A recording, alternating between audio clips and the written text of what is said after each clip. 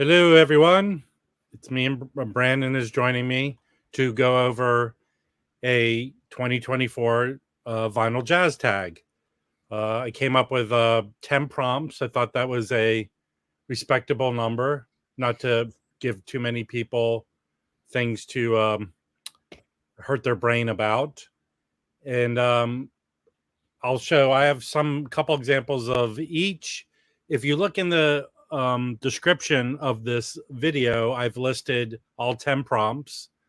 And we'll go by Mazzy rules.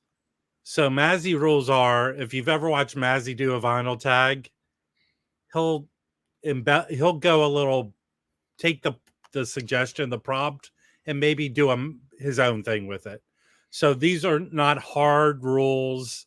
You will not be disciplined by me for showing the wrong thing.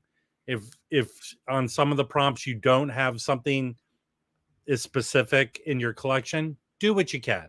Show, we want to see your collection.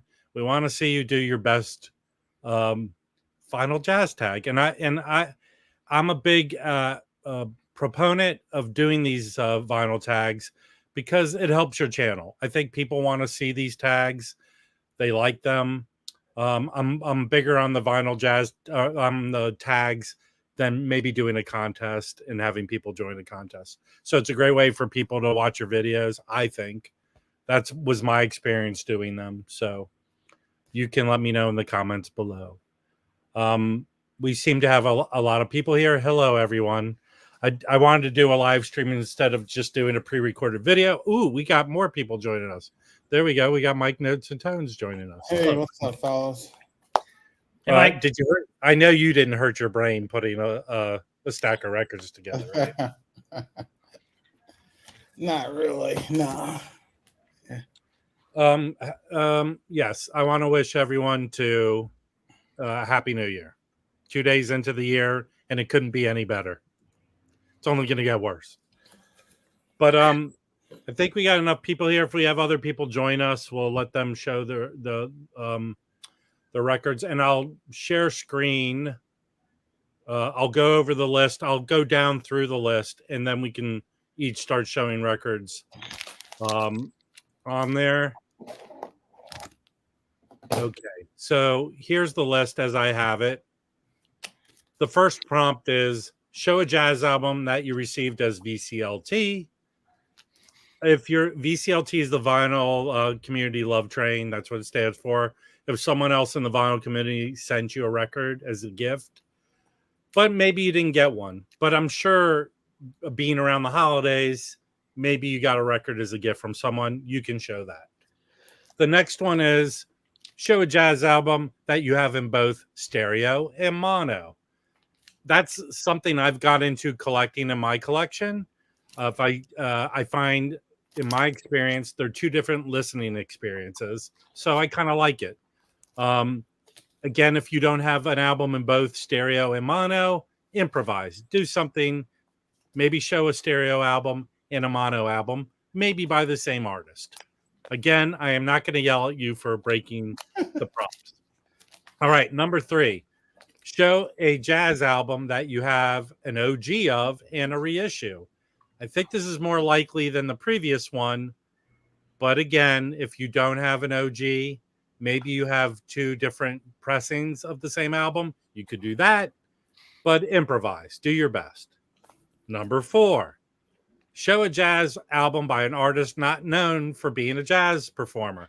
Okay, I showed the jazz bums, and we're all on a private thread. This particular one, there was some pushback on it.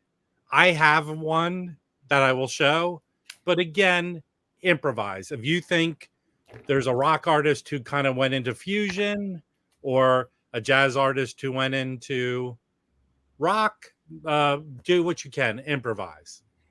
All right, number 5, show a jazz album that was initially shelved and issued on vinyl many years after it was recorded. This is easy with a lot of Blue Note. In 1980, they dumped a lot of, well, dump's a bad word, but they put out a lot of albums that have been shelved. So it's easy to find those. But again, if you show an album that had been reissued, that for the first time, that's good too. Okay. Number 6, again, I don't I have several examples I'll show, but show a jazz album that was issued as a private pressing. You could show in this for number 6 maybe an album from a small jazz label that's not a big corporate entity. That would be probably be good.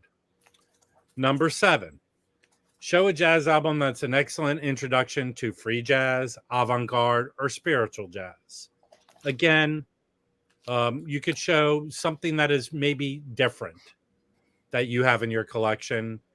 Yeah. Okay, let's go to number 8. Show a jazz album that is an example of cheap heat. Everyone should have something to show on this. It's a record that you think is awesome that you didn't pay a lot of money for. Maybe under $5. But again, there are no rules. Show what you can. Number 9, show a jazz album you are looking forward to being reissued in 2024. For me, I'm going to share a screen when we get to this. And all those Tone Poets, I think the Tone Poets coming out this year are outstanding. So you can choose from all those. They're 2 a month. There are plenty to choose from. I'm going to pick one. And then finally, show a jazz album you consider a grail that you picked up in 2023. I'm not a big grail guy. I feel like it's destiny if I find a record, but I have an example that I think is kind of grailish. Okay. So I went over all of the prompts, and I hope you will enjoy doing them in your response video to my jazz vinyl tag. Okay. All right. So how was that? That was a good explanation of the list, right? Yeah, I got it. Thank you. So within a very short period of time, these gentlemen have been able to put together albums that are examples of the prompts. So I'll go first. So on our first one is VCLT. Well, I have 2 examples. So we'll start off with the fantastic Angelo Kelly. If you don't know Angelo Kelly, he's an international superstar musician, and he sent me a kick-ass record. He sent me an OG copy, OG mono of this Gene Ammons All-Star Sessions. There you got that Prestige. It's mono, fantastic. And then one side is Gene Ammons, Art Farmer, Lou Donaldson, Freddie Red, Addison Farmer, and Kenny Clark. And then on the other side, Sonny Stitt. It's the Sonny Stitt battling Gene Ammons or vice versa. So you have a different lineup on each song, and there you go. So that's kind of cool. It was amazing of him to send this, and it's fantastic. Okay, then I am not without praising Big Giant Channels, but shout out to Melinda Murphy. She's always been very nice to me. Reached out to her in the beginning. Great person. And she was kind enough to send me the MoFi one step of Mingus Ahum. I don't care. It's digital. This thing sounds amazing. It's fantastic. So thank you, Melinda Murphy. Those are 2 examples of VCLT. So thank you. All right, Brandon, do you want to show a VCLT or Sure. a gift you received? Mine's not nearly as fancy as yours, but this was given to me. It's Ramsey Lewis. Hold on, oh, what happened there? Let's make you big. There you go. I looked this. It's an African dialect, Upendo ni pamoja. I forgot. I knew what it meant at one point, but I forgot. But anyway, I've been playing this record at parties. My wife's kind of an influencer on Instagram, and a lot of younger people come over to our house in like their 30s. And this is a good one. They do. It's a Ramsey Lewis trio.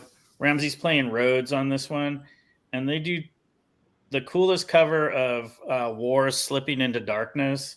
And then they also do the Stylistics, People Make the World Go Round. There's a cover of Segovia's Concierto de Aranjuez. It's just a really cool, funky album, and this was given to me by a local record store person. And it's also a good example of cheap heat because you can pick this up for $10. Now, can you help with? I feel like Ramsey Lewis doesn't get maybe the love he deserves. I think he was very mainstream. He was successful selling records and doesn't get that kind of jazz respect that other people. Well, I'm not as much. He had a lot of people like his earlier Cadet stuff. I kind of like his funky stuff from the '70s, which is the stuff he did on Columbia. Yeah, I have the one he did with it's basically Earth, Wind, and Fire Guys. It's basically an Earth, Wind, and Fire record. Yeah, the Earth, Wind, and Fire Guys, which is really good. This is probably my favorite. He has another one called like Solar Lewis or something like that. And I like these early '70s, early to mid '70s. I think this is like '75 or something like that. But I really like these records, and for summertime, like put on something that's kind of funky and groovy, but also kind of good barbecue music. This is really good. Now, and if you get his the In Crowd, which is I think his most famous, it's a live session. It's a great album. Mm-hmm. And again, the great thing about Ramsey Lewis is all his stuff is cheap heat. Yeah, it's like $10 to $12 usually, or sometimes less. Yeah. Okay, Mike, are you ready to? Sure. Yeah. I'm just. This is Steve Wilson. It's on JMI Records. It's their first. It's JMI 1, and I'm qualifying this as VCLT because when I had ordered something recently from them. This was included in there, and I'm familiar with Steve Wilson from the '80s. He was on labels like Crisscross. He plays soprano, alto, and he's been around for quite a while. But this is JMI's first recording, and it's a gatefold. And he's recorded with some musicians that I'm familiar with, the bass player Ben Williams and the drummer Willie Jones III. So it's and Ray Angry, who is also in the JMI stable, has a number of recordings on that label, and has he's in a trio that with David Murray and Questlove. They have a box set coming out. Yeah, the Plum, this right? year. Yeah, the Plum. And so I received this then with one of my orders. So, would you say that's a good introduction to Steve Wilson? I go with some of his Crisscross if you can find that, but it's a good introduction to a different style. It's more, sort of, R&B flavored than his other recordings. So it's an introduction to a different side of Steve Wilson. Okay, cool. Awesome. Thank you. Okay, so now we're moving to question number 2, or prompt number 2, is show an album that you have that's in both stereo and mono. So I have 2 examples. And my first example is one awesome Sonny Rollins record. It's the soundtrack to Alfie, but it doesn't have Alfie, the song Alfie on it. But this is the stereo version. There you go, OG stereo. And then I have the mono version, but Alfie, his head's not in orange, and it says mono at the bottom. Mm-hmm. So my feeling again, these are both awesome. I can't pick between which sounds better. They're 2 different listening experiences. But I've been getting into, if I can find an album in mono and stereo, I'll pick it up. And again, they're 2 different listening experiences. My second example and I believe this is one of Mike Notes and Tone's favorite albums. I think this is the soundtrack to a movie, Sweet Love Bitter. Yeah. So this is Mal Waldron did the soundtrack. Who else is on here with He's him? got a great lineup on that record. Yeah, Yeah. it's Dave Burns, Alfred Dresses, George Coleman, Charles Davis, Dave George Burns, Davis, and Richard Davis. Yeah. Yeah. So again, this is a great example of two different listening experiences. So stereo there in the corner, and then this is the mono version here. So these are awesome records, both records. So we'll move both on. Soundtracks on Impulse. Yeah, both Impulse soundtracks. But I have several. I have lots of other examples. But there you go. Yeah, I have a lot of examples too. I'm gonna do. Yeah, get that if you can find. I don't think that's horribly expensive. That Sweet Bitter Love soundtrack. No. They're both. I think they're. Well, they both used to be cheap heat, but I think they're both around $35 or $30 now. 30 to 40 bucks. Wow. 30 to 40. Yeah. They used to be cheap. Okay, so I'll do. This is one of my favorite contemporary records. Yeah, that's an awesome record. It's mixed really well. I think it's Roy Dunan. I've got I think contemporary was like the first one to really do good stereo pressings. Anyway, this is one of my favorite records. Would you say that they're two different listening experiences, or do you prefer one over the other? The thing about contemporaries is they're so good. Dunan's recordings are so good. The stereo is like as what you expect. It's a little bit brighter, and the mono's a little, kind of bass forward. They both sound fantastic. So I wouldn't I'd say if you can find either one, you'd be happy with it. I kind of like the contemporary stereos because I just think they sound so good for the time, So if I see a contemporary stereo from 1962, I'll grab it. Anyway. Awesome. Good album. That's an album everyone should own. Scott LaFaro. Okay. I think so. Basically, what I have is the mono Ornette and the stereo Ornette, The Shape of Jazz to Come. They are definitely two different listening experiences. These are both reissues.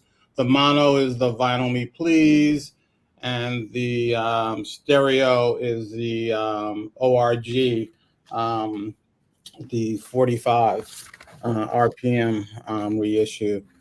I prefer the Vinyl Me Please mono reissue because it's a more it gives a more visceral presentation. At the time of this came out, Ornette was a controversial figure. I mean, you had him performing at the 5 spot, and Max Roach basically physically confronting him after a performance because of what they were playing. You had just all the so-called establishment musicians, sort of rejecting him, and you get probably more of a sense of that feel that probably probably shocked musicians at the time when when Ornette was playing and this music came out. So it's a different listening experience than this, where you have the stereo and it seems like it's more spread out. You have the musicians separated. With the mono, it's just a straight punch and to the gut, right? Yeah. So yeah, I prefer the mono. I prefer the mono. I have the mono, and I have the Bernie Grumman 33 they did in 2010, and both are great, but the mono's better in my opinion. So awesome, thank you.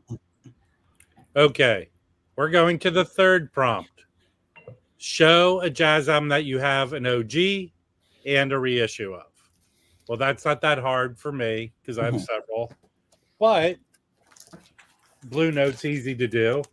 So this isn't an OG. This is, I think, is a first stereo pressing of this. There you go. This is my favorite Dexter Gordon record. Mine as well. And here's the Tone Poet. I do find that the Van Gelder mastering is a little brighter, a little punchier, but this is good too. You can't go wrong with both. I actually have two copies of this one, but this is my example of having an OG stereo. It came out of mono too, and then here's the Tone Poet. So excellent record. If you don't have it, go get it. My favorite Dexter Gordon record. Okay, awesome. So now we'll go on to Brandon. Here. Oh, that's also my favorite Dexter Gordon album, and I could have done that as well, but I'm going to go Blue Note 2 because this is my favorite Kenny Drew. Yes, I need that record. So this is an original first pressing mono undercurrent. Hubbard, Mobley, Sam Jones, Lewis Hayes.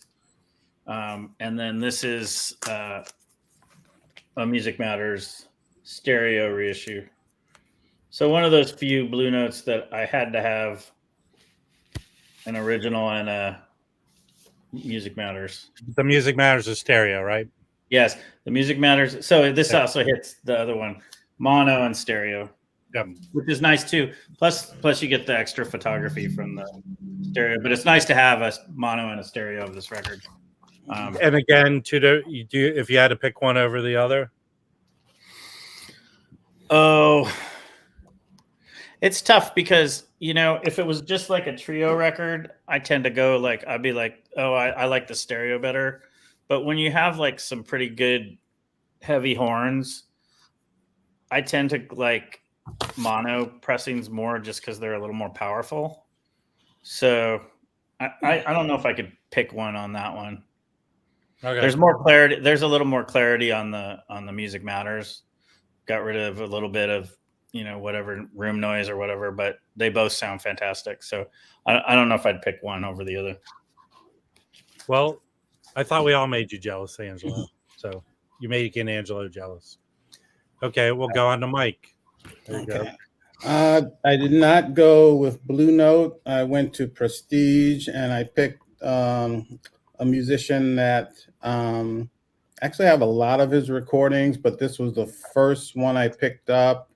Sonny Chris, and this is Chris. I love the music, but I always loved his cover. He's just like, the cool jazz guy, just sitting there. Standing there. He's got his cigarette. He's looking off to the side. Got his killer shirt. Yeah.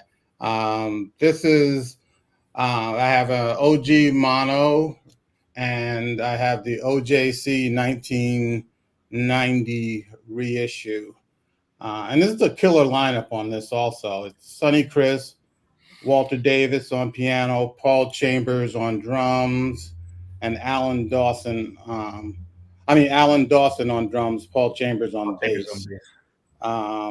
Even side A, they do like Black Coffee, Days of Wine and Roses, When Sunny Gets Blue. And then another standard on side B is Skylark. And then I think the rest of the songs are Chris originals. But it's just, it's still one of my favorite Sonny Chris albums. Which one do I prefer?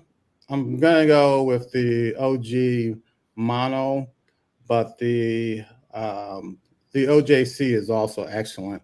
And if you can find it, I'd say pick it up. Yeah, I have the OJC of it. Yeah, I have an original stereo of it. And okay, so that's awesome. That's an awesome record. All right, we're moving on to prompt number 4. Show a jazz album by an artist not known for being a jazz performer. Well, I had just picked up this album. Someone reached out to me who wanted it more than I did. So I've sold it to this person, but I haven't sent it yet. This is Gling Glow, and this is from 1990. This is a 1998 reissue, UK reissue, but it's Bjork. It's a Bjork jazz album, and it's quite good. She's singing in, I guess, Icelandic. but it is great. It's vocal jazz. She has a nice little combo behind her. Outstanding album. Highly recommended, even though I am selling it to someone, but this is a great album. She does a great job. I gotta think that they're all original songs on here, so she's not doing any covers. So, but it's a great album. Anyone who has this probably knows how good it is. So that's my Bjork doing a jazz album. That's mine. So that was quick. Let's see what you got there, Brandon. Okay, this is a bit of a stretch, but I'm going to do the songs of Bacharach and Costello just because I think it's such a great album. Oh, that's a freaking awesome album. Yeah, I have that. And I think Painted from Memory came out in, I want to say like 2003. Does that sound right? But Burt Bacharach passed away. I guess this is jazzy, sort of jazzy, but it's really more pop. But you know, it's Elvis Costello and Burt Bacharach doing something very different. It's just such a great record, and it did come out this year, and Burt Bacharach passed away. So it's a bit of a stretch of it being jazz, but there's jazz influences in it. So. I think it's like it's sort of a crooner style album. Yeah. But Bill Frisell did a version of that album. It's only on CD. And then it's excellent. I just think it's such a good record, and I was glad that it was finally issued on vinyl. So there was so Mo-Fi did the original album. That's right. There was one. And then they did I think they did a sound sort of, we're putting together a Broadway show maybe. So that reissue has all that other extra songs. Yeah, there's a whole extra album on it. Yeah, like an EP worth of stuff. And then there's some they did there. If you go on YouTube, the A&E used to have this live broadcast concert thing they used to do, and they did one, and that is outstanding too. I mean, I'm a big Elvis Costello fan, so you know, and I like Burt Bacharach a lot, so it was just kind of like I was glad that they released it, you know, an affordable priced reissue that they did this year, because it came out, I think, in February. So anyone who, again, these prompts are not hard and firm. Brenda did a great example of improvising and showing an excellent album. So thank you. All right. I'm going to show someone that I'm sure a number of people knew that he was a jazz aficionado and played jazz, but you know, he's primarily known for being the drummer for one of the greatest rock and roll bands, and that's Charlie Watts. And this is an anthology, but in the was it the 90s and 2000s, he recorded a number of jazz recordings. I have about 3 or 4 on CD. And this is this album, which came out this year, takes selections from all of those recordings. It's 2 LPs, and you get a real sense of the selections that he released in the 90s and maybe 2000s. But, you know, he's doing, you know, classics like Stomping at the Savoy, Flying Home, My Ship. I think the vocalist is Bernard Fowler. You know, Good Morning Heartache. It's, you know, Take the A Train. It's Gatefold. It's really a really well done package. These are the album sleeves. He also does Relaxing at Camarillo. This is, you know, if you want to get a sense of Charlie Watts, his jazz side, you should pick this up. All right, awesome. Thank you. How many jazz records did he do, or with that group? Like, I want to say at least, I want to say 5 or 6, because I have I believe I have 4, and I know there was one before. There was one at the beginning which I don't have. awesome. Thank you. Okay. I was worried about that one, but I think we proved the jazz bums wrong on that question. Okay, so our next prompt is show a jazz album that was initially shelved and issued on vinyl many years after its recording. This I don't think is that hard to find. In this regard, Blue Note makes it very easy because in 1980 they put out this, I call it the ugly cover series, but they put out all these albums that have been shelved. And I call it the City College photography yeah, cover. You could call it the postcard one too, because they all like bad postcards. So here's one that has not been put out. The only time to get it on vinyl is the Jackie McLean Consequence. Yeah, and I kind of hope they do that as a tone poet. Eventually. They should, because on here, Lee Morgan, right? Lee Morgan, Harold Mayburn, Herbie Lewis, and Billy Higgins. Yeah, it's a good session. I found this sealed. This is crazy good. This is so good. Mm-hmm. These late 60s, I think, when was the session done? 1960. They usually say it on here. I think this is late 65, 1965. There's a bunch of these Jackie McLean and Lee Morgan, vice versa. They're both on the same albums, and they're fantastic. They're like going hardcore, and this is an excellent album. So another example, and I don't think they've reissued this one other than this, is this Ike Quebec with A Song in My Heart. Is excellent, with a creepy little picture there of the stage. I actually have the Japanese version that has a little bit better cover. Yeah, that's what the Japanese did. They put out more Blue Note type of pictures. Mm-hmm. And they made them like match, like it looks like a Blue Note. Mm-hmm. This is from 1962, and it's got Earl Van Dyke, and you got Willie Jones, Sam Jones, and Wilbert Hogan. So this is a good one. I don't think this might be not, I don't want to say weaker, but this is probably on the lower end of the Ike Quebec output, but it is still a great record. Yeah, it's still really good though. Yeah.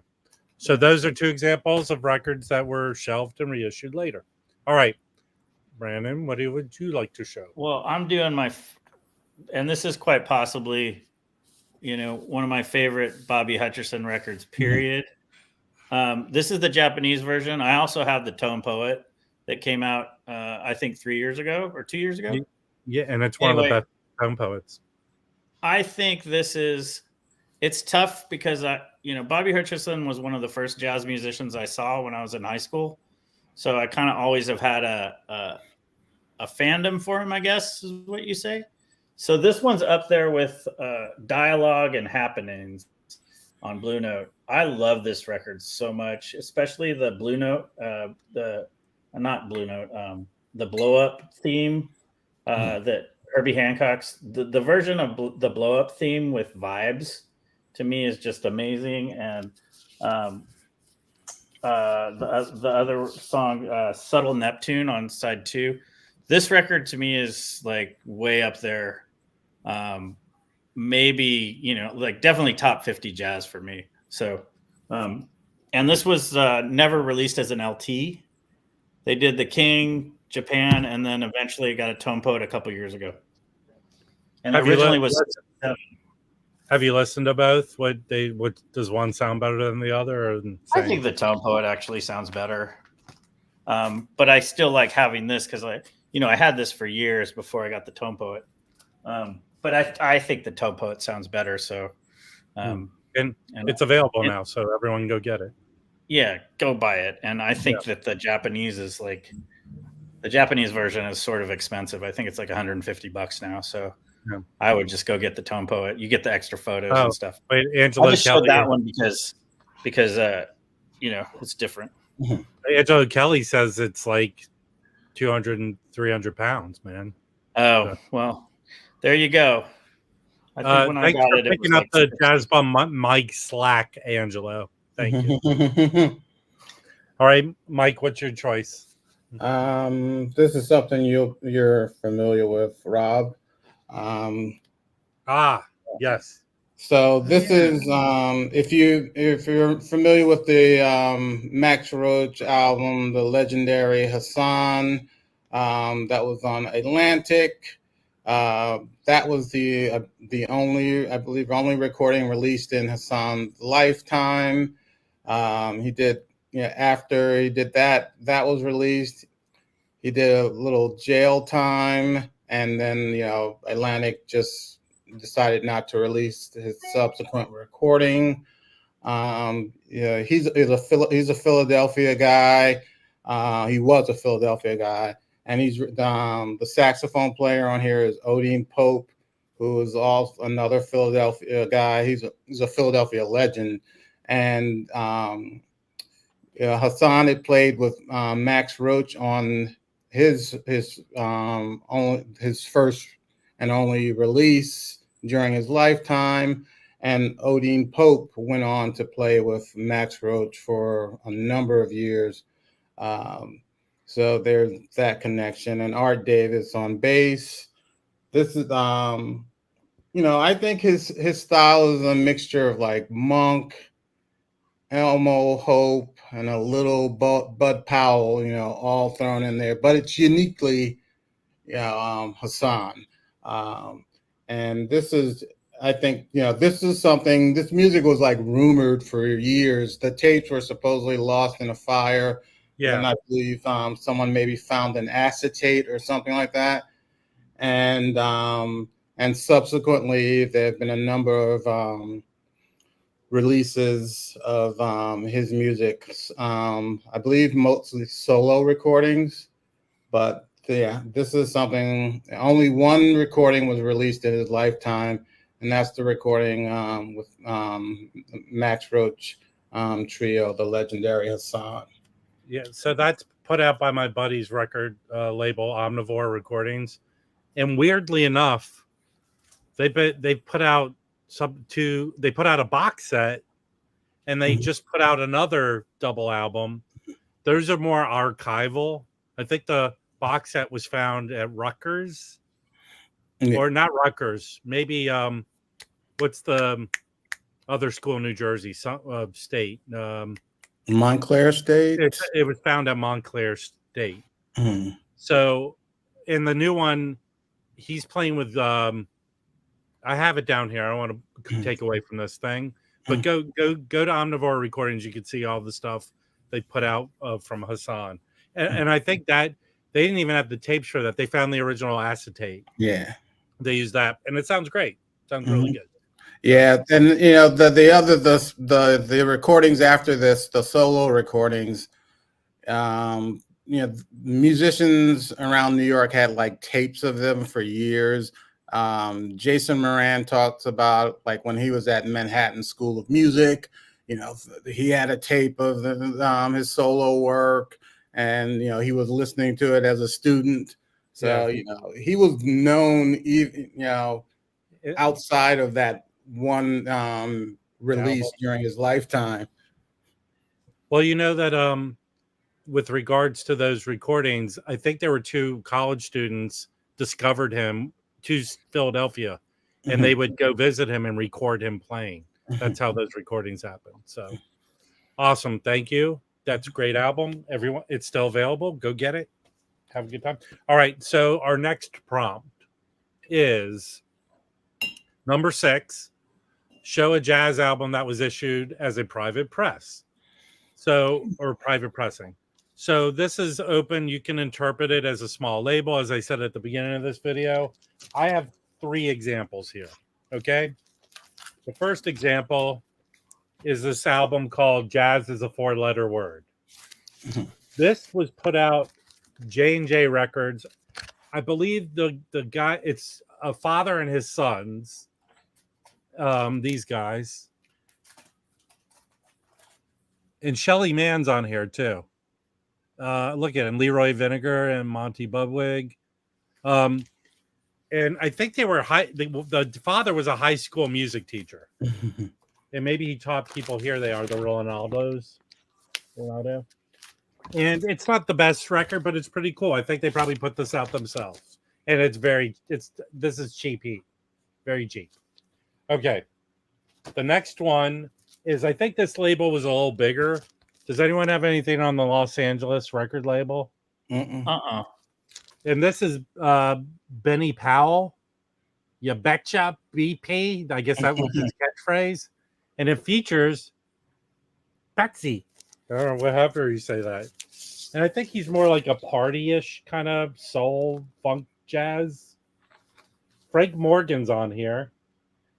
Here, I'll show who else is on here. Frank Morgan, Banks, Wilson Felder.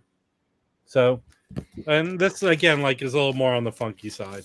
Okay, and then my third example of a private press, and this is a little more sought after, is this Paul Stephen Ray album, Wild Air. This is on Sweet Wave. I like how it's off center. That's the true mark of being a private press. How that's not printed correctly. So there he is, kind of more on the soul end. But he plays the vibraphone and the keyboards. Julian Thayer and electric guitar. So it's a little more on the, I think, on the fusion-y side. So those are three examples of private press jazz records. That's my example. All right, let's see what you guys did with this. Okay. Both of these are things I found locally that I was pretty stoked about. This is the Nathan Davis Makatuka. I actually have that. On Segway. And as I recall, I think there's only two or three records that were made on Segway. I think three. I want to say three were. Yeah. There's like two Nathan Davis and then somebody else, and that's it. You know, that's the other one. What is it called? The House of something or other. Yeah, there's like two Nathan Davis and somebody else's record, and I think then it was done. So, but this was a record I had been looking for. It's great, you know. It's a really good record. So how I came to get it is I heard this rumor that this recording studio was going out of business within the last 5 years in Pittsburgh. Mm-hmm. And they had like a fire sale, and someone found a box of those. Right, and he was selling them on eBay, right? It's slightly off center. The hole is slightly off center, but it plays fine as far as I'm concerned. Yeah, but I got it sealed. My copy came sealed. I think this was from that. I mean, I'm not sure. This wasn't bought on eBay. This was local record dealer had it for a long time, but it was also sealed, or it still had the shrink on it. Not sealed, but it still had the shrink. So I'm wondering if it was from that same, and it was like near mint. I removed the shrink because it was just tattered, but I think it might have been from the same. It might have been from the same fire sale just bought a few years ago. Well, I hope that the family, because I'm assuming the family owns all his master recordings. They somehow are able to get them out and reissued somehow. And I think those records are expensive. This was the other one I got at the same record shop, and I was pretty happy to find this because I had sort of been looking for it, but wasn't like willing to pay the amount. And this is on Marge Records, which is a French label that didn't put out a ton of stuff, but they put out some really good stuff. That's an expensive record. I've been trying to buy that for a while. Yeah, it was less than I thought locally, and I think that a lot of that, because usually it's got like $25 shipping tacked onto it because it's almost always from out of the country. But yeah, it was pretty cool. Awesome. Great showing. Better than what I showed. Okay. What do you got? You're muted. Let me unmute. There. Yeah, my dog was. But Okay. I have cool. this whole box set of Harsh Tapcott solo sessions. It's on Nimbus West, and I actually got this directly from them. Like had to be like 10 years ago. Are they in Santa Barbara? Is that? I think the guy's now maybe in New Mexico. Okay. And sometimes he participates in. Once he participated in a live stream. I forgot whose live stream it was. But I have this one, and I bought the whole set from them. I think it was back when I got it. It was for like $50. Ouch. Yeah. And this is great. And the label is actually, they're still up and running. They're doing releasing some of the archival stuff, but it's like from the like practice sessions, but that's only on CD. And they had reissued some. They had released some other recordings, but I think they're like sold out and they haven't repressed them yet. But all these Tap Scott solo recordings are really good. And then I just want to show a reissue of a small label. It is Dogtown out of Philadelphia. And the two reissues of that label that I have are this one. This guy, the owner appeared on the Jazz Bums. Yeah, I have both. Stream. Yeah, I have both those too. And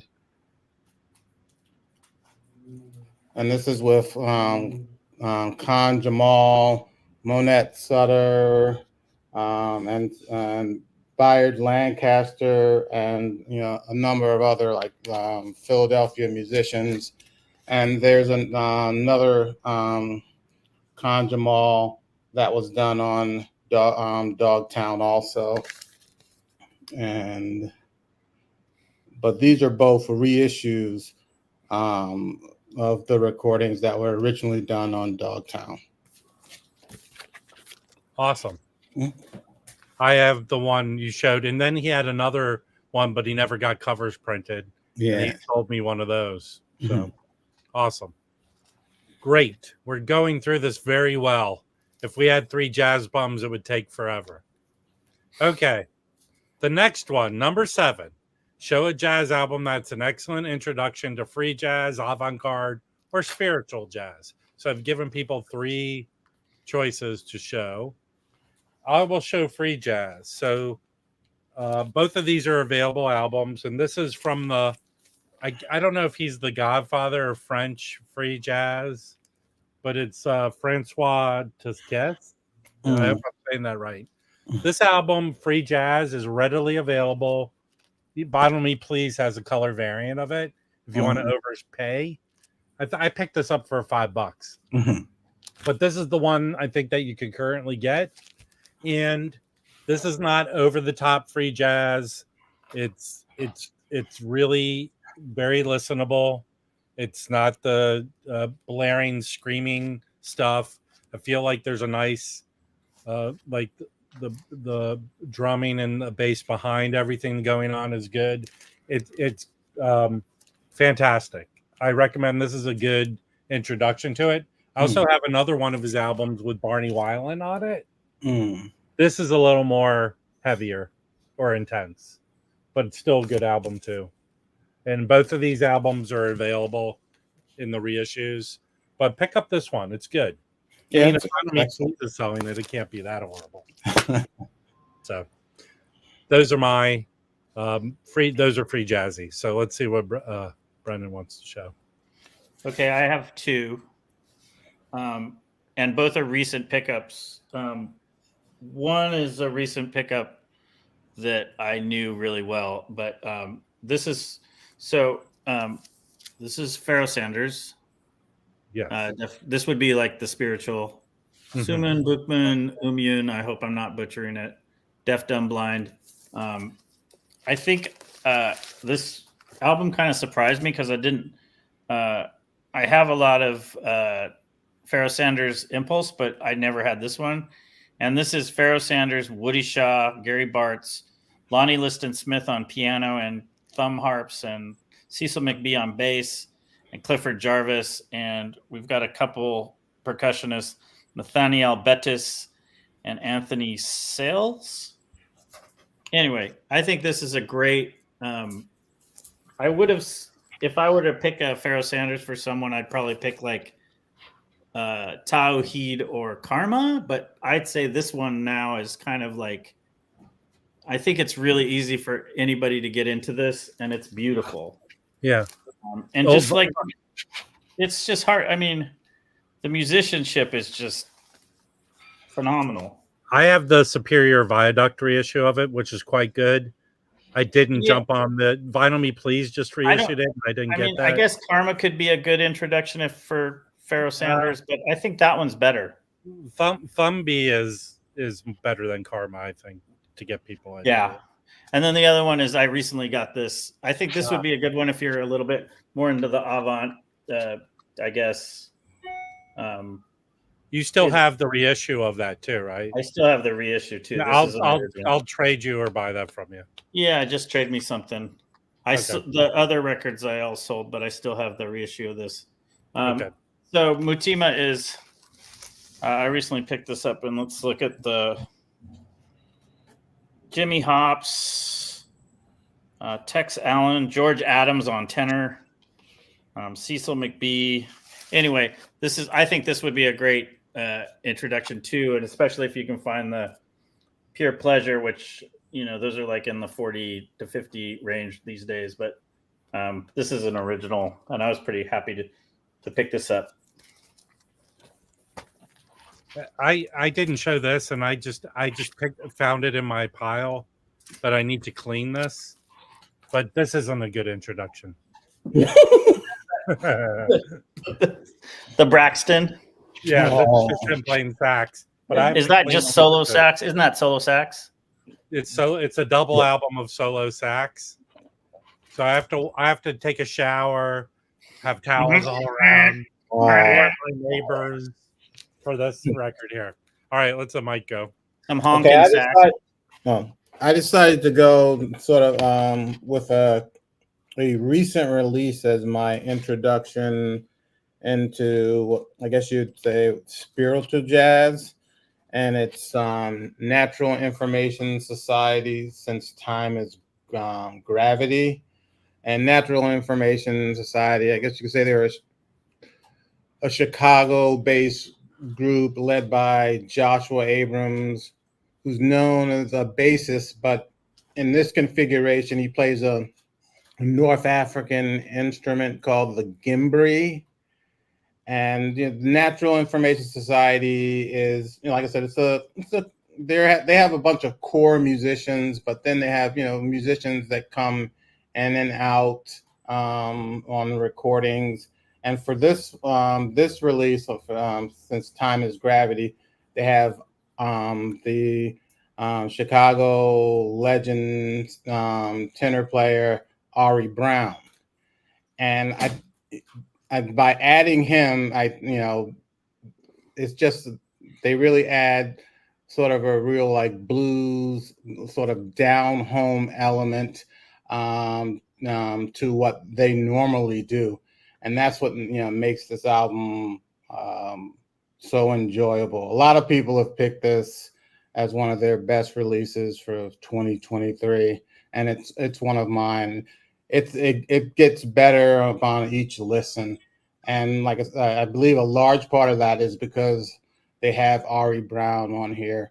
All these Chicago guys. It's that, I don't know. It's that sort of like Chicago feel sound.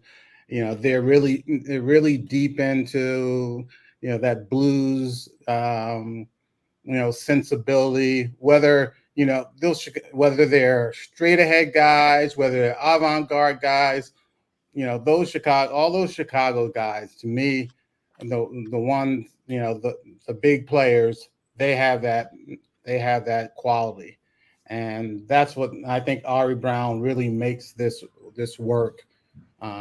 This release of Natural Information Society. Awesome. I have to go listen to that now. Cool. All right, we're moving on to number 8. Show a jazz album that is an example of cheap heat. Okay. I know this year a lot of people got into Joanne Brackeen. All her albums right now, as far as I'm talking, are very affordable, but they should be expensive. You should go out and get every single one you can of her records.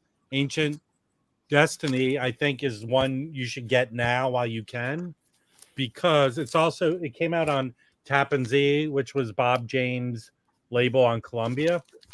But who is on this one?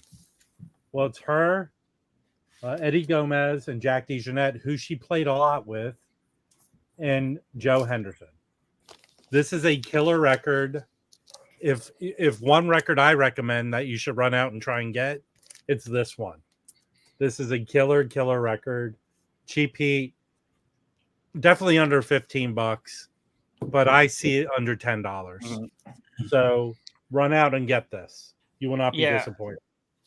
Especially since, like, I'm noticing Luis Gasca's, all of his Joe Henderson records have gone up quite a bit in the last 3 or 4 years.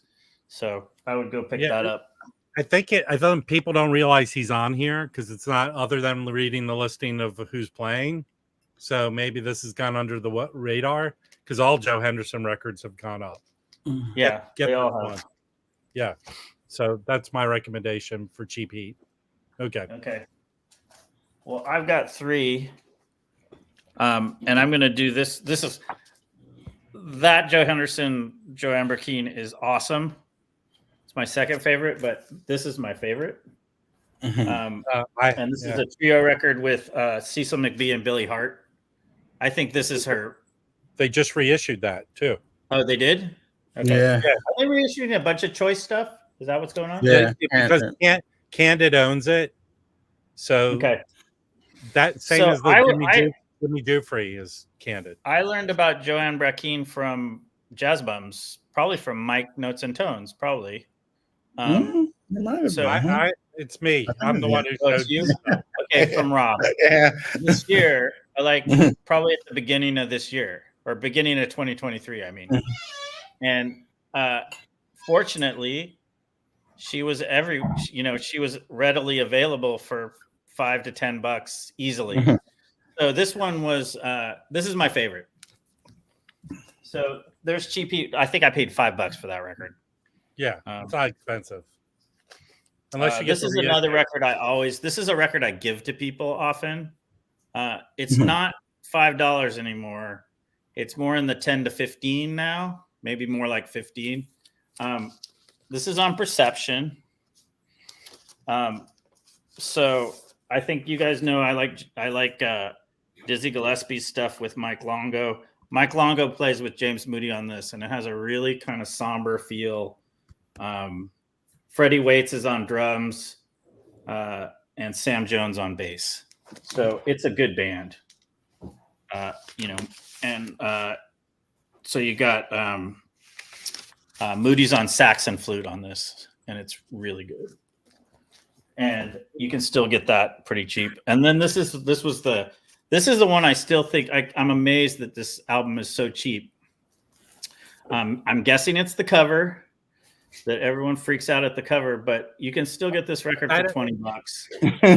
You think? I think Jamal's stuff is creeping up high now. It's going up. So I'd say get this now while you can still get it for $15 to $20 because it's probably going to be 30 to 40 pretty soon. I think you can get that suit for $5. I think Mazzy has one. Mazzy has one in 5 different colors. Yeah. So you got John Hurd, Calvin Keys on guitar, and Frank Gant, who's his normal guy, on drums. And Jamal's he plays acoustic piano and a Fender Rhodes on this record. It's really funky. It's really good. I mean, I think this record's quite a bit better than the Awakening, and the Awakening's getting like $250 now. So go check it out. It's really good, and it's still cheap. All right. Thank you. I'm gonna show two things, but I'm gonna go with first off with any Frank Morgan on contemporary. It's, I don't think I paid over. I mean, the ones that I didn't have, I don't think I paid over $10 for. Frank Morgan, his story is somewhat similar to Art Pepper's. He spent a lot of time in prison. Both him and Pepper were in the Warden's band at San Quentin. He finally got his life together, and I guess you say around the 80s, and started recording basically consistently until he died. And he started on contemporary in the 80s, stayed with them, and eventually went to a series of other labels. But I'm just going to show like 3 contemporary recordings. That was Lament, and it was with the Cedar Walton Trio with Buster Williams and Billy Higgins. And then there's this one, Live at the Village Vanguard. Yeah, the first time I saw Frank Morgan was at the Village Vanguard. And that's on contemporary too, Mike? Yep. Mm-hmm. Yeah. Okay. I haven't seen that one. And this one is actually a really favorite of mine. Yeah, I have that George one. Cables. It's just those 2, and it's fantastic. Frank Morgan does some. He does a really good version of Wayne Shorter's Virgo, and just an excellent duet session. Also, Blues for Rosalinda is really also very good. Like I said, these are, you can find these probably around $10 or so, maybe a little bit more now, but I'll tell you, I've based on Mike's recommendation, I've accumulated a lot of Frank Morgan for like $5. Mm-hmm. This one right here is the only one I've come across that's very expensive. Yeah, I got that too. Actually, I didn't have that. I only had it on CD.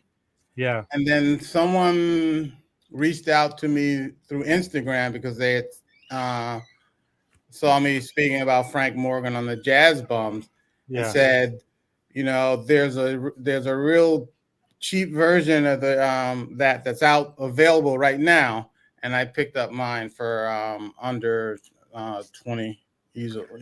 Yeah. This is $40 or more. I paid $40 for it. Mm-hmm. So this one he's with who's he with on this? Him and George, he's with a lot of different people. Yeah. He's even solo. What is that? Is that like late 80s? This one is from the 90s or 89. Yeah. I love that photo. Basically, all the people you mentioned: Ronnie Matthews, Al Foster, Buster Williams, George Gables. Wynton Marsalis is on there. Yeah. Mm-hmm. But this is probably the only one that's is expensive. Right. Most of the Frank Morgan stuff is like under $10. So yeah. And just one, I wanted to show one other thing. I'm sorry. Sort of like a label that's that's issuing new releases that I would categorize as cheap heat is Astral Spirits out of Texas. Yeah. This is one of my favorite recordings from them. It's with Artifacts, the trio with Nicole Mitchell, Tameka Reed, and the drummer Mike Reed. And this is, I think on their website, this is $18. And it's just an excellent recording. It was one when it was released. The year it was released, it was one of a lot of people's on their best of list. My copy over there is signed by Temeka Reed when I saw her perform. And then I recently picked up this one. It's these two Canadian musicians, Aaron Leaney and Guy Thuen. And this is, I think, $15 on their website.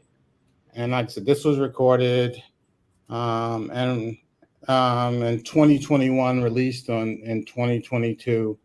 But it's rare that something on there is over 25, and that it's really good record sound quality.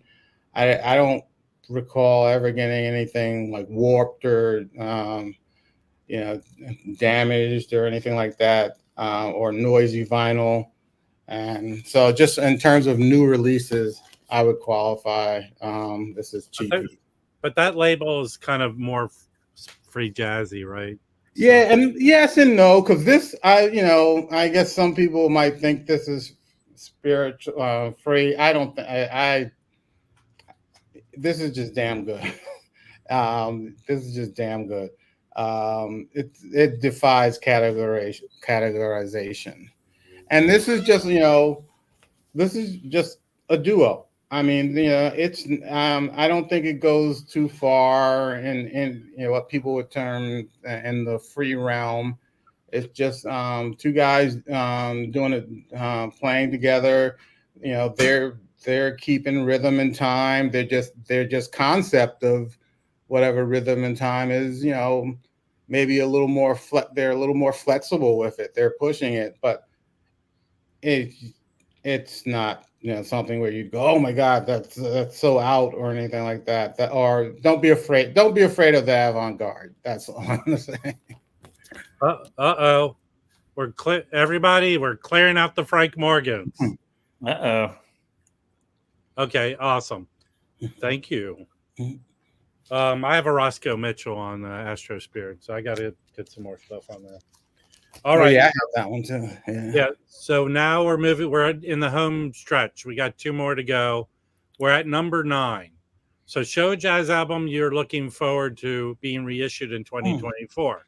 So I don't expect, obviously, if you have an OG and you want to get a reissue, but you don't have to have a record to show this. Exactly. Case in point, I'm going to show, hold on, that right here. Yes. Let me share the screen. And here's something you could do by showing the list of the Topodes coming out this year. This is the one list where there's a lot I want to get. And I know Mike probably wants this one right here. Yeah. But and I think Joe Harley just posted something about that. The one thing on here that I want is there's like 3 Bobby Hutcherson records. Yeah. Total Eclipse. And, Total Eclipse, I'm going to pick that up. But this one right here. Yeah, Medina. Yeah, that's really good. I want that one too. Yeah, that came out as one of the 1980 horrible cover albums. And I think on the CD they pair it together with another record, right? But those are part of the ones he did with Harold Land. He did like 7 or 8 Blue Note, and I think another 6 or 7 with Harold Land on different labels. But this is the one I'm looking forward to the most to getting. I obviously don't have it. I do have a DMM of this, but I'm going to pick that up. All this stuff, but this especially right here, all the Bobby Hutcherson.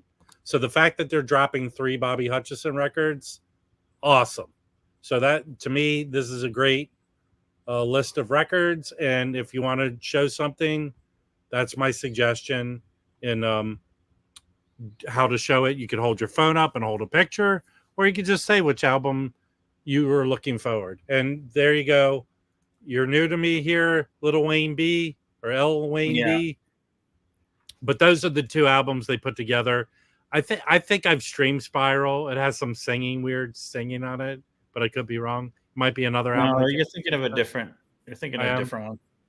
But It might have a little singing, but it's not the singing one like wow or new or yeah. Again, it's not the heavy singing one. My problem with the singing is the lyrics are so of the time that it makes Sure, it they're all like late 60s. they're like free, let people do, let them pick their nose in public. All right. Let me know what you're looking forward to for this year. I would definitely go. I'm super excited about the Tone Poet, Medina especially, and the Spiral. Now, this is just kind of like, this is a pipe dream, but I've heard that this might get re-released. Now, where did you hear that? Because that's an expensive record, right? Yeah, the original. This is a Audio Clarity Russian copy, but the original of this is 1,500 to like 2,000 or more. What label is that on? Originally it was on Columbia UK. Okay. So I heard a rumor that this might get released. It's one of my favorite trio records. It's one of my favorite records, period. And I heard it might get released. Before. You've shown that on Brass Bump. You've shown I mentioned it. It's one of those records that I put on when I'm feeling down. But I'm interested to where do you remember where you heard it might get reissued? I heard it on Jazz Bums. Somebody from the Peanut Gallery said that it was. Any of you people are the ones who said this would be reissued? Speak up.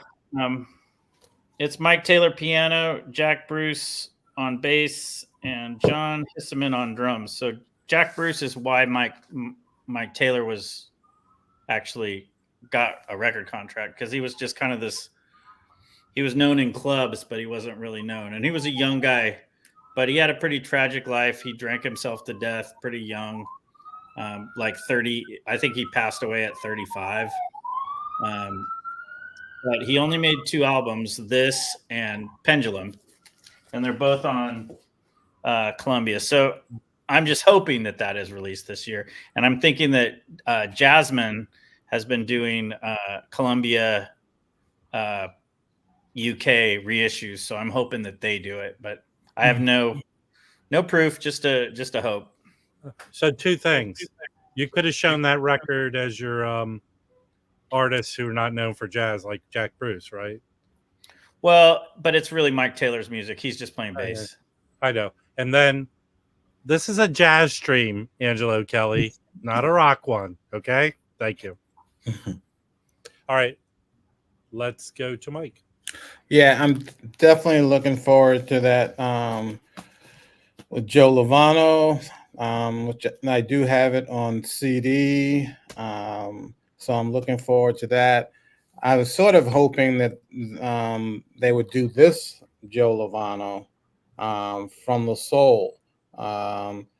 This is with Michelle Petrucciani, Dave Holland, and Ed Blackwell, and this is a kill. This is a killer. I think it's my favorite Lovano on Blue Note, and I just keep hoping that they eventually get to doing that on vinyl.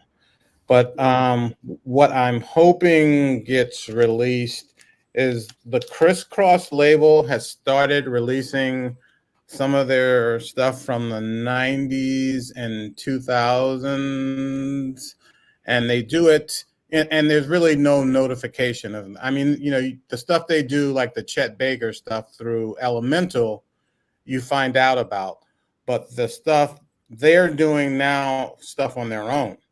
Like they've released some of the Lage Lund stuff on vinyl that was done in like 2017. So and no one knew that was coming. So I'm hoping that they go into their archives and release some of their stuff from the 90s, like this recording right here.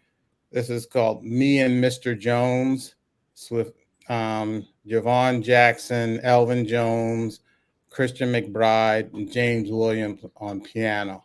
And when this came out, when I picked it up because Elvin was on there, and it's still one of my favorites.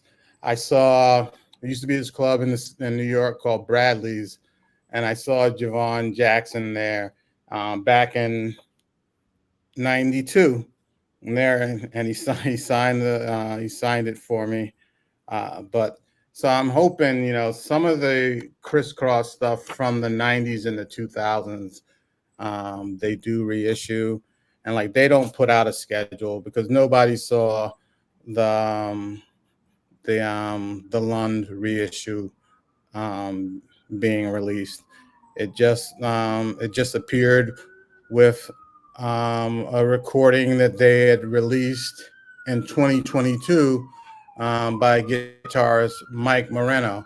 But yeah, they didn't give anyone heads up about it. So hopefully they'll go into their vault And I can tell you, I picked up those Elemental, and Mike doesn't like Chet Baker, but those Elemental crisscross Chet Baker sound excellent.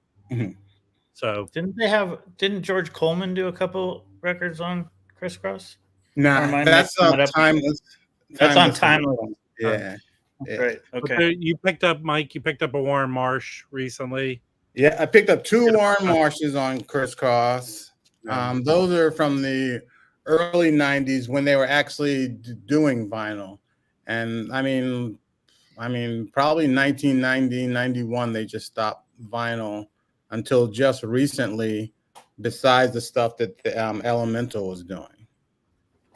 There's that one that Jazz Bum Chris likes, the organ player who played with Wes Montgomery. Yeah, Melvin Ryan. Yeah, Melvin Ryan's. Mm-hmm. So that one was like one of the first ones I think I don't know if Elemental did that one. Yeah, Elemental did that one. Yeah. Okay. Awesome. Thank you. Great. So we're hitting the last prompt. This is a jazz album you consider a grail that you picked up in 2023. So as I've said many times, I'm not a grail person per se, but I know albums that I see that are hard to find, and I'm very interested in getting into them. I had come back from Thanksgiving. I went to visit my parents in Southern Pennsylvania. I drove an hour and a half to the airport. I got on a plane and flew 6 hours to LA. I waited forever for an Uber. While I was in the car, one of my favorite stores here, Record Safari, had posted this album 5 hours before I landed. I called them. I said, "Do you still have that?" And they said yes. I got home. I raced over there through LA traffic, an hour, and I picked it up. So I'm trying to get into Sonny Simmons. It's incredibly hard because his stuff is expensive. And if I told you how much I paid for this, you would reach through the screen and punch me in the face. I have to think that they posted this for so cheap because there's not a lot of copies. In fact, this version, which is either early 70s, because it's a Monarch pressing, it's not even listed on Discogs. I'm too lazy to list it. This sounds excellent. It's a killer record. It's Sonny Simmons, Prince Lachey, Gary Peacock, Mark Proctor, and Gene Stone. Any of this stuff, if you can find it, it's expensive. I was lucky, found it, didn't pay a lot. Killer record, so very grailish for me. Thank you. Good night, everybody. All right, go on to Brandon. I'll do 2. And one of them, because these are both things I found and I was really happy. The first one is Sonny Simmons. Yep. Contemporary. I'll just put that in a plain brown wrapper for me. Green label. Yeah. Contemporary. I was pretty stoked when this showed up, and this is one of those ones where I saw it was posted on the Instagram, and fortunately the place is only, and nobody was interested in it, actually. I don't think, because it's a record store that sells mostly sort of like salsa and international and Brazilian and funk and soul, more DJ oriented stuff that DJs want to sample and play. So I kind of knew it was going to still be there. So I went over and grabbed it. And then this was at a different record shop. I had the reissue, but I was really happy to just come across it. And it was like in pristine condition. And it's like the original. The band is so good too. It's where is it? Joe Bonner, Virgil Jones on trumpet, David Friesen on bass, and Billy Harper. Malcolm Pinson on drums, who I don't know, but it's just an awesome record. So yeah, that's his second lead record as a leader, right? I think so. I'm not sure if Black Capra is before this. Yeah, it's before that on Strata East. On Strata East, which is also a great record too. The reissue that is out right now is actually quite good. It's like under $25. Yeah, I had the reissue, and actually, it sounded great. I'm not sure who has it now, but someone I know got it.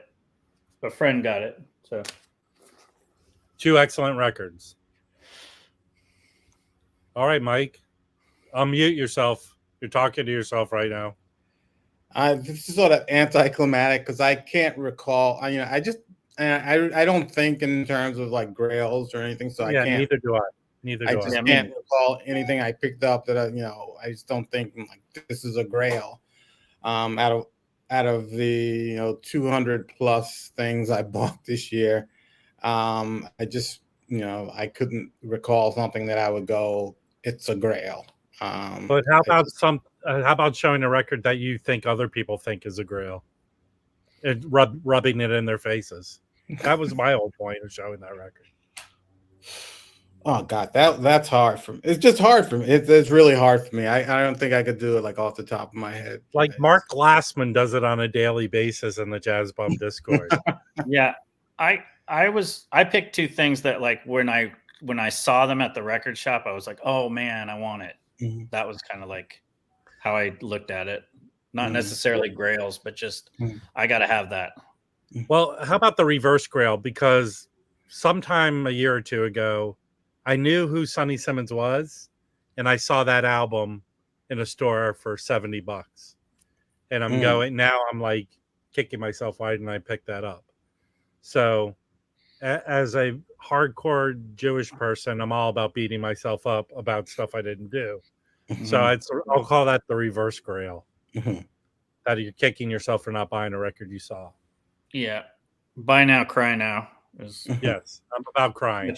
Much better than regretting it for years to come. I feel like that there was that Joe Chambers, the Almovared. There was a copy for like $35, and I was like, "What?" Or maybe it was $45. About 4 years ago, and I was like, "Oh man, $45 for a Muse? I don't know." And now it's like, but there is some sort of funky reissue of it. Sucks. The reissue sucks. Yeah, it sounds terrible. It's garbage. And you can't tweak your EQ to fix it. Don't waste your money. I already Whoever did. owns Muse needs to get their head out of their ass and start reissuing records. But that record has gotten insane. Yeah, it's like the most expensive Muse now. Yeah. Next to the Free Slave, the Roy Brooks, Brooks, which I have that one. They're both like 200 to $300. You know what I did pick up that's sort of a grail for me, and I can't grab it right now, is the Max Roach M Bloom on Columbia. Oh yeah. I didn't have it. And then after the Max Roach documentary on PBS, I just said, I'd heard it. I'd always loved it. I just didn't have it. And then I went on, I believe it was Discogs. I found the copy, ordered it, and it's awesome. It's awesome. Yeah. Yeah, that's it. and it's got killer personnel. Look at the personnel on Big that. band too. Yeah. Wow. Yeah. Is it horribly expensive? No. No, when I got my copy, it wasn't expensive. I Like just didn't $40, see right? that many. Yeah. 40 to 50. Yeah, and I didn't pay that much. I definitely didn't pay 40. I didn't pay over. I paid mid-20s, maybe 30 with shipping. Yeah, that's Nicole. That's my philosophy. If I'm meant to have it, I'll get it. I think that's the attitude I have. It might not seem that way I show and buy records, which is horrible, but I feel like I'm out there enough that I'll come across something. And having stuff to listen to is not a problem I have. So, All right, I want to thank both of you for coming on here and participating. Everyone watching, please. I'll post on Instagram the prompts, but it is part of the description of this video. Please share the video. Please share the prompts with people. But I would like to see all of you participate and do the vinyl tag. Let's hopefully make this the start of a regular thing. There's several people I would like to not thank, but hopefully the Jazz Bums will do the prompt. So on this 2024 vinyl tag. Okay. Thank you, Brandon and Notes and Tones, Mike, everyone for thanks, you watching guys. us and commenting in the Peanut Gallery. All right. See you next time and take care. See you in 2025. Yes.